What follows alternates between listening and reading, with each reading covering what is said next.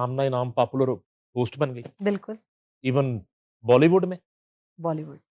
और अभी फिर यहाँ आने से पहले भी लास्ट वीक मेरा शो था बिस्मिल की महफ़िल, अच्छा, बॉलीवुड स्टार के साथ। अच्छा, आई थिंक 1000 बंदा था, ज़्यादा नहीं थे लेकिन 1000 बंदा था, पर बॉलीवुड बहुत बड़ा शो था हमारे डीएमवी एरिया का। अच्छा ये सियासतदानों के जलसों की तरह उधर भी ये होता है, कितने आदमी थे? कितने आदमी ये थे। होता है उधर हाँ भी? जी, बिल्कुल। इधर होता है ना, इधर जलसे-वलसे होते हैं, पीटीआई क्यों है, नून लीग, पीपल्स पार्टी, तो हम लोग पहली कवर करते हैं ना, तो पहला सवाल ये आता है, हमें कित कॉल आ कितने आदमी थे? वहाँ पे हमारा इदारा भी, चैनल भी पूछ रहा होता है, कितने हाँ, आदमी थे? तो यहाँ तो जो है ना वो 5000 को लाख कह देते हैं, राम ऐसे ही सीधा ही आराम झूठ। सीधा ही झूठ। ठीक है लेकिन ऐसे। उधर बॉक्स ऑफिस पे टिकट कटे होते टिकट हैं, कटे होते हैं उधर झूठ इसलिए नहीं चलता। उधर झूठ नहीं चलता, हाँ, उधर नज़रें भी बता देती ना एक-दूसरे को कि हाँ, हाल पिछों खाली सी। हाँ। हाँ, तो वो पता चल जाता है। अच्छा ये सफर चल रहा था, जी, जी, चल रहा है। तो एन्जॉय कर रही थी आप इसको।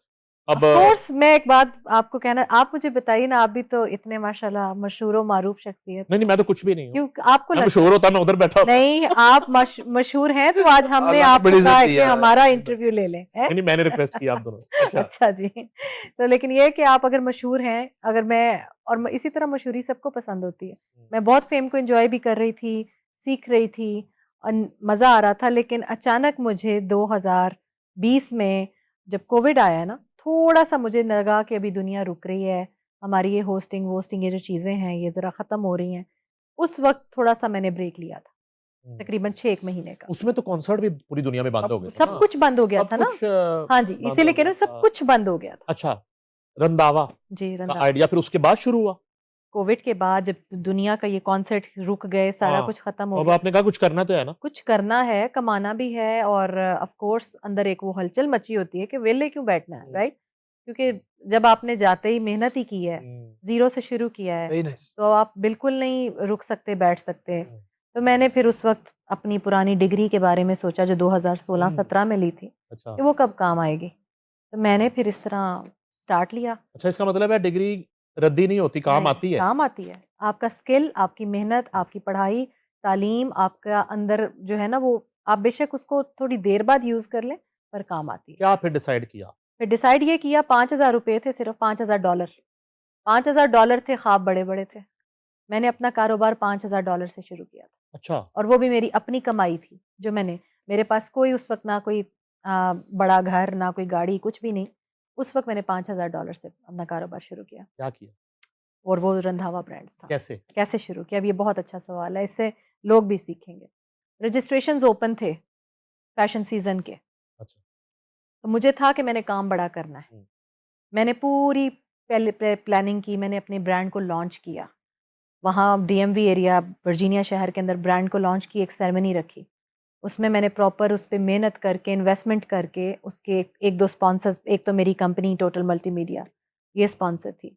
वहाँ से इसी तरह एक और कंपनी भी है, उन्होंने भी हमें स्पॉन्सर किया। फिर हमने एक लॉन्च इवेंट रखा, उसमें मैंने बूथ के ऊपर अपनी कपड़े रखे, अपनी सेल स्टार्ट करी। वो अनफॉर्चुनेटली नहीं चली थी। थोड़ा-सा इससे पहले ज़रा वो बताएँ ना मैन्युफैक्चरिंग कैसे हुई? वो भी हाँ, बताना क्या चाहूँ खरीदारी की, कैसे हाँ, की? वो बड़ा वो ज़रूरी है, बड़ा ज़रूरी वो है। जो आपने रखे क्या उसको कहते हैं? वो टेलर? टेलर्स। टेलर्स, मास्टर जो रखे, वो उनके नखरे उनके नखरे। कितने में आए? देखें शुरू में कोऑपरेट कर रहे थे, आपकी नए कारोबार मजबूरी से फ़ायदा तो नहीं उठा रहे थे? ये कहानी तो सुनाएँ ना। ये बहुत ज़बरदस्त स्टोरी है, मैं आपको बताती हूँ बिल्कुल।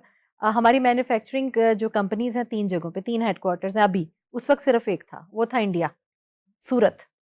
सूरत से स्टार्ट लिया गया सारा मैन्युफैक्चरिंग क्योंकि जो आइडिया था, जो दिमाग में चीज़ें थी, वो यहाँ नहीं बन सक रही थी और यहाँ की प्राइसेज़ जहाँ से मैं क्योंकि मैं अमेरिका में बैठी हूँ, सफ़र बंद हैं, कर नहीं सकते, तो ज़ाहिर बात है शिपमेंट ही एक तरह के तरीके से हो सकती थी। आप स्केच करके या आइडिया शेयर कर सकते थे, टेलर को ऑनलाइन ज़ूम पे समझा सकते थे और आपका काम चल सकता था।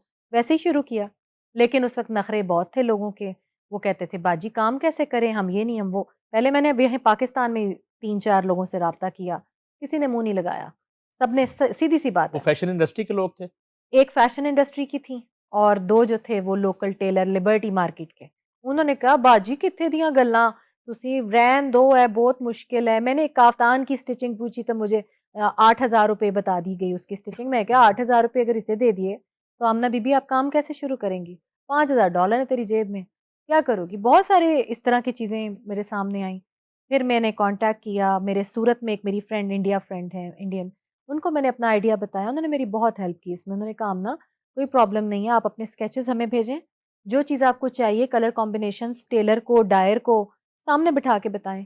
इसी तरह जूम मीटिंग पे हम लोग टेलर इधर बैठा होता था, डायर इधर बैठा होता था, जो बनाता है रेशम का काम करता है वो इधर बैठा होता था। और उसके साथ मैंने 2 मासियाँ हायर की जो गाँव की थी, सूरत हैदराबाद की, वो प्रॉपर ना हाथ के साथ कढ़ाई करती थी। तो उनको मैंने पूछा, मैंने कहा तुमको कोरे दबके का छोटे टांके और बड़े टांके की को समझ है? तो वहाँ पे छोटे टांके बड़े टांके को वो लोग और दाम देते थे, वो कहते थे दुबकी। हाँ बाजी हम दुबकी जानते हैं। मैंने कहा अच्छा ठीक है बहन तुम दुबकी करो, पर दुबकी का थोड़ा सैंपल भेजो। फिर 1 हफ्ता पूरे सैंपल मँगाए, फिर सब कुछ, फिर जब मुझे समझ आ गया ये मेरा काम बना सकते हैं, फिर मैंने 15 आर्टिकल्स पहले फाइनल किए। उनके कॉम्बिनेशंस, उनके स्केचेस, उनके प्रॉपर स्टाइल्स, वो 15 सूट मैंने बनने के लिए दे दिए। मैंने उनको फिर अपनी मर्ज़ी का बजट दिया। मैंने कहा देखो मैं शुरू कर रही हूँ काम। इससे पहले कभी ज़िंदगी में आपने वो गुड़िया का कुर्ता भी नहीं सिया हुआ था? नहीं, क्यों नहीं सिया हुआ था? अच्छा। इसमें भी एक स्टोरी है। जब मैं पाकिस्तान में थी, तब मैं अपने कपड़े, माँ जी के कपड़े, अपनी भाभीयों के कपड़े, शौक शुरू से था। हर चीज़ डिज़ाइन करती थी और बड़े एलिगेंट तरीके से डिज़ाइन करती थी। लेकिन कभी बिज़नेस पॉइंट ऑफ व्यू से नहीं सोचा था कि कोई बुटीक या इस तरह, वो नहीं कभी किया। तो यहाँ पे सब जब 15 आर्टिकल्स बन के आए 1 महीने के अंदर, दिल खुश हो गया।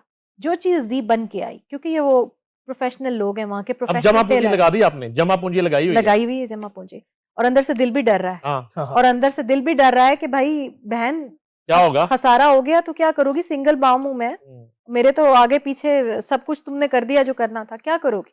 5,000 कोई ज़्यादा रकम नहीं होती, मेरे पास नहीं थे।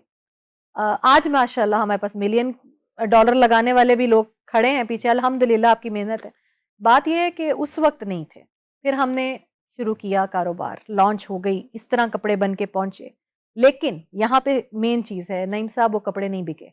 नहीं बिके? नहीं बिके, 4 सूट बिके। 15 बनवाए, 4 सूट बिके। बहुत मायूसी। लॉन्च पार्टी पे खाने का भी खर्चा हुआ है। आर्टिस्ट की परफॉर्मेंस का भी खर्चा करवाया, लाइटिंग, और डेकोर, असल में प्रोडक्शन। मकसद ब्रांड इंट्रोड्यूस करवाना था, ब्रांड इंट्रोड्यूस कराना तो था, उसका रिस्पॉन्स नहीं आया। नहीं आया। ऐसे जैसे जो मेहनत की है वो सब सर पे आके पड़ी। मुझे लगा आमना ये चीज़ नहीं चल सकती। घर आ गई बड़ी मायूस बैठी हुई थी। दिल में रोना रोई भी थोड़ा-सा, लेकिन फिर मैंने कहा नहीं यार, ऐसे तो नहीं, मैंने बड़े-बड़े लोगों को ऐसे ही देखा है बिज़नेस करते हुए, नहीं यार हारना नहीं है। 2-3 महीने गुज़र गए, तो मुझे अचानक रजिस्ट्रेशंस के बारे में पता लगा कि न्यूयॉर्क फैशन वीक की। तो जिसको मैं बोलूँ मैं न्यूयॉर्क फैशन वीक कर रही हूँ, सब मेरे पे हँसे कि बीबी लॉन्च तेरी चली नहीं, तो तू चलनी है न्यूयॉर्क फैशन वीक कर। दिमाग तेरा ठीक है? मैं कहूँ जी आपको करके दिखाऊँगी मैं। मेरा जज़्बा बड़ा स्ट्रॉन्ग था, मेरा मेरा बिलीव था कि मैंने करके दिखाना है। मैंने रिक्रूटमेंट का, रजिस्ट्रेशंस ओपन का, मॉडल का मैंने पोस्टर डाल दिया। बड़े लोगों की हँसियाँ, मैसेजेस आ रहे ने, पागल हो गई है, की कर रही है, ये वो बड़े काम। किसी की नहीं सुनी। इधर से इवन मैंने मैसेजेस को बंद कर दिया और सिर्फ लाइक्स एंड व्यूज़ को देखती रही कि रिस्पॉन्स कितना है। रिस्पॉन्स अच्छा आया। मैंने पहले शो में 35 मॉडल्स रिक्रूट की। पहले शो में न्यूयॉर्क फैशन वीक। उन मॉडल की कैस्टिंग कॉल की, 35 मॉडल डिसाइड हुए, रजिस्ट्रेशंस भी भरी उन्होंने। थोड़ा-सा मुझे हिम्मत बढ़ी मेरी। फिर मैंने उस पे जनाब, जो मेरी सबसे पहली मैं अपनी गलती कह सकती हूँ, मैंने इंडस्ट्री नहीं पढ़ी। जो रनवे फैशन पढ़ा, उसी के ऊपर सोचा कि सब कुछ कर सकती हूँ, पर इंडस्ट्री को नहीं पढ़ा, इंडस्ट्री पे रिसर्च नहीं किया। मैं सबको बोलूँगी जो भी लोग फैशन इंडस्ट्री में हैं, प्लीज़ आप कहीं पे भी काम कर रहे हैं, अपनी इंडस्ट्री की नीड, इंटरेस्ट, इंडस्ट्री को पढ़ें। इंडस्ट्री को किस चीज़ की ज़रूरत है, आया वो म्यूज़िक इंडस्ट्री है, वो फैशन इंडस्ट्री है, ब्यूटी इंडस्ट्री है। अपनी ब्यूटी इंडस्ट्री पे रिसर्च करें, अपनी फैशन इंडस्ट्री पे। मैंने नहीं की, ये मेरी गलती थी। ते लहंगे ते चूड़ीदार्स और कुर्ते बना के गोरियां दे न्यूयॉर्क फैशन वीक ते पहुंच गई मैं। मैंने लगा चलेंगे राइट, तो मैं तो 35 मॉडल, हर चीज़, recruitment done, choreography done, music done, सब कुछ डन, और मैं लेके 35 मॉडल्स पहुंच गई। जब आगे गई तो वर्सटाइल गाउन्स, ब्राइडल कटूर्स। अब भाई मैं न्यूयॉर्क फैशन वीक के रनवे पे खड़ी हूँ, मैं ऐसे नजरें घुमा रही हूँ, एक से बढ़कर एक आर्टिकल। दिल अंदर से डरा हुआ है कि भाई बीबी इस कंपटीशन में आ गई। पीछे से आपने चौधरी इलियास वाले कपड़े बनाए हैं, उधर एंडरसन चल रहा है। एंडरसन उधर जेंडरसन और एंडरसन दोनों मिक्स ओह! चल रहा है। और मैं कभी अपने उंगलियों को देख रही हूँ, मैं खुद भी मैडम अनारकली पहन के खड़ी हूँ। मैंने खुद भी अनारकली पहना। मैंने रिसर्च नहीं किया था ना कि वहाँ की नीड क्या है। तो मैंने जनाब बड़ा अंदर से दिल डरा और अचानक अनाउंसमेंट होती है, we have 280 designers tonight to represent their collection. ओह हो और डर गई। 280 डिजाइनर, मैं कल्ली पाकिस्तानी कुड़ी, और एक रंग जा रहा है, एक रंग आ रहा है, एक रंग सेम जा रहा है, स्टोरी। एक रंग जा रहा है, एक रंग आ रहा है। अल्लाह दा नाम लेके फैशन शो ते कर रहा है, लेकिन रिस्पांस नहीं मिला। ये मेरी दूसरी नाकामी। कितने नंबर पे आपका रैंक? 14वें नंबर पे। 14वें पे? 14वें पे, 14th नंबर पे मैं थी। 13 डिजाइनर मेरे से पहले थे, 14वें पे मैं थी। लेकिन वो 14वां, वो पर डे था ना, यानी टोटल 3 दिन का वीक होता है, तो उसमें यानी एवरी डे 35-40 है, तो मेरा 14वां नंबर था। घर आ गई, घर आके फिर मायूसी हुई, फिर दिल बहुत छोटा हुआ। मैंने फिर भी हार नहीं मानी। दूसरा मैच हार गई। हाँ, दूसरा मैच भी हार गई। हम्म। पैसे भी लूज़ किए, कलेक्शन नहीं बिकी, पड़े हैं कपड़े बेसमेंट में। तो 4 महीने के बाद फरवरी फैशन सीज़न दोबारा देखा। घर वालों ने कहा, बेटे ने कहा, "मामा, पागलपन अब अगेन अगेन नहीं, please, we can't afford this." और ये भी New York fashion week? New Year fashion week के 2 सीज़न्स होते हैं एवरी सीज़न, राइट। सितंबर एंड फरवरी। सितंबर में तो लूज़ हो गया ना, अब आगी बारी फरवरी की। माँ को हलचल मची हुई है। सुबह उठते बैठते अल्लाह से दुआ कर रही हूँ कि वसीला बना दे। या अल्लाह, क्या करूँ? फिर मैंने रिसर्च की। मैंने कहा अब के बार नहीं हार माननी आमना, अब रिसर्च करो। रिसर्च किया, स्टडी किया, कोको शैनल से पढ़ना शुरू किया। कोको शैनल की ड्रेप सीखी।